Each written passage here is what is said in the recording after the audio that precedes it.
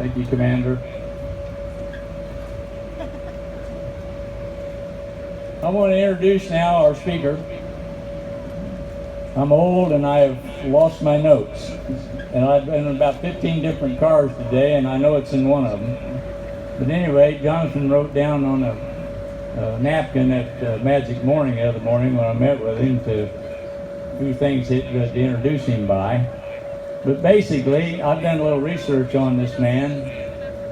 His resume is extensive, and you would all be here for a good while if I read all that this man has accomplished in his career. But I think something that basically brings him near and dear to our hearts here in Lawrence County is that this is the gentleman that made it possible for us to have that big B-2 stealth bomber fly over Bedford, Indiana in '95 and again in 2000. That's a big, big deal for a little 14,000 man community. And so it's with my great honor that I present to you Brigadier General Jonathan George of Lawrence County.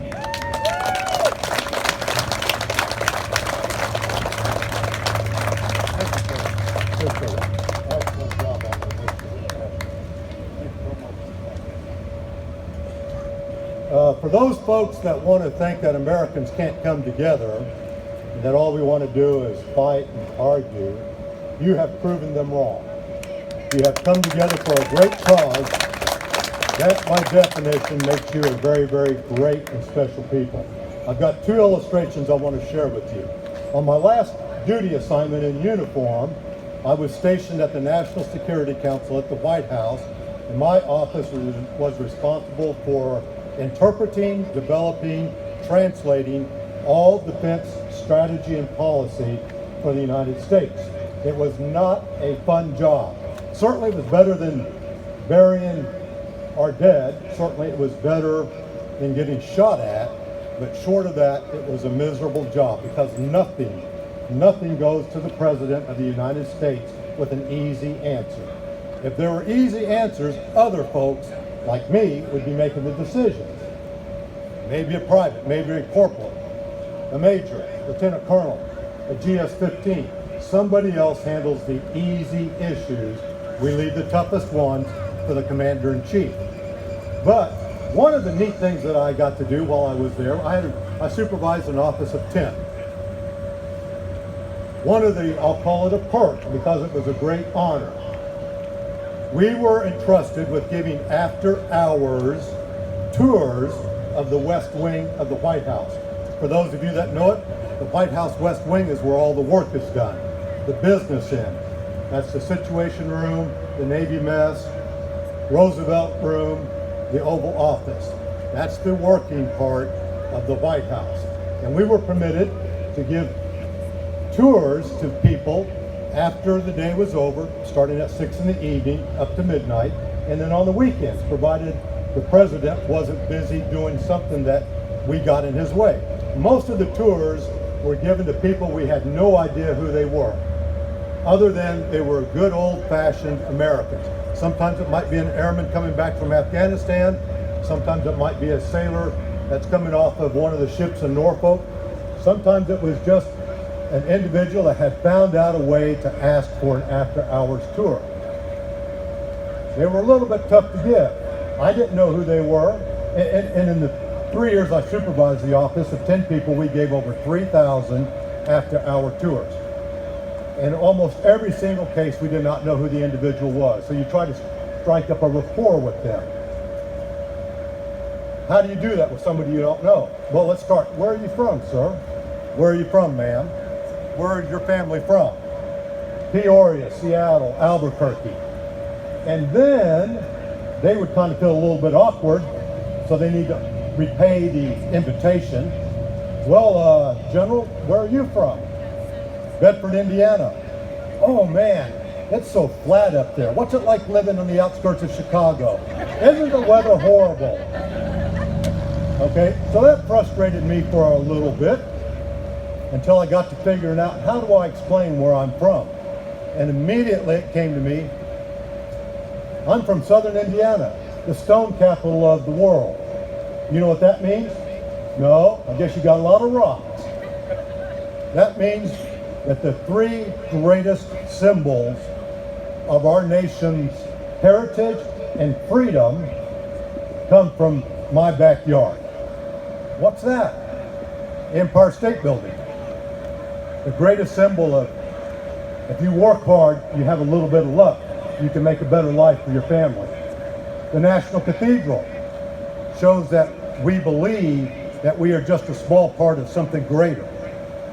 The Department of Defense, the Pentagon, shows our strength of character and our fortitude and our willingness to stand up in the face of adversity. Okay, by the time I got finished explaining to them those three symbols and that they came from your backyard, they must have thought we were all 10 feet tall. So when you run into them, you let them know that you are 10 feet tall and that you're not afraid to do what's tough, what's hard, willing to help other people without asking for anything in return. I've got a second short story. I can't miss this because, as Mr. Warren said, we're just a few days away from the horror of September 11th. And we are also coming toward the end of our baseball season. What do they have to do with each other? As you recall, following the attack on our country on September 11th, we felt pretty low.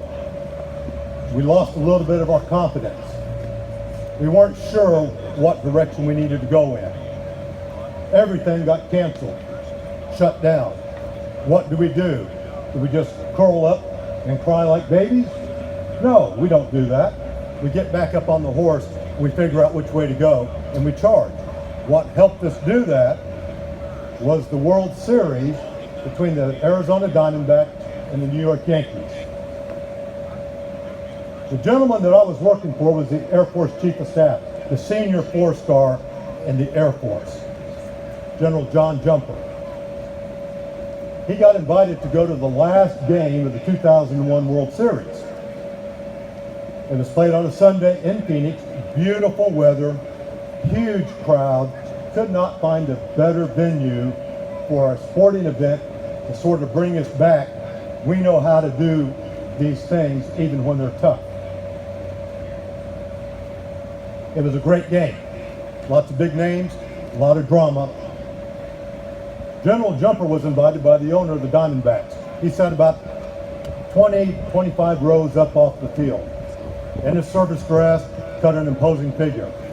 About the third or fourth inning, I can't quite remember, when the TV cameras had cut to a commercial break, the stadium announcer introduced General Jumper.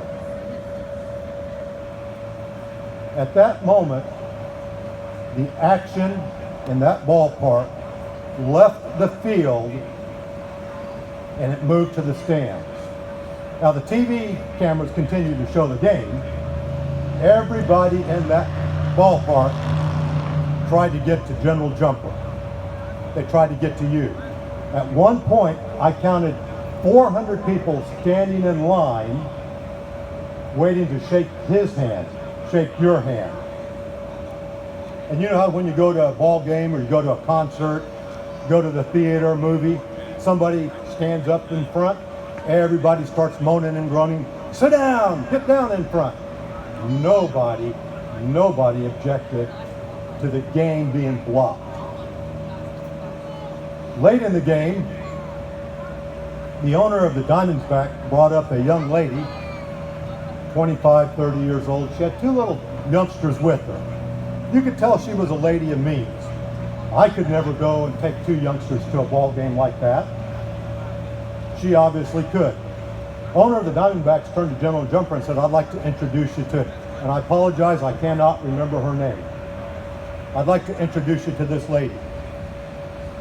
Last time she saw her husband was when he went to work, left to go to tower number 2 on September 11th and did not come home. So General Jumper, former fighter pilot, I can't say former, he'd probably kick my butt if I said that, a fighter pilot, you could tell he was God. What do you do in that situation? You stick your hand out and shake somebody's hand who just had their life trashed? No, that seems to be impersonal. You hug him? Well, I don't know who this person is. Before he could get his composure this young lady reached up and gave him a bear hug. And if you were lucky enough to be a young colonel standing behind the chief, you could hear her whisper in his ear, "You get those guys." Now, that includes what you're doing in trying to arrest cancer. I don't know the family in America that hasn't been racked by cancer. All of you have different interests. All of you have different purposes.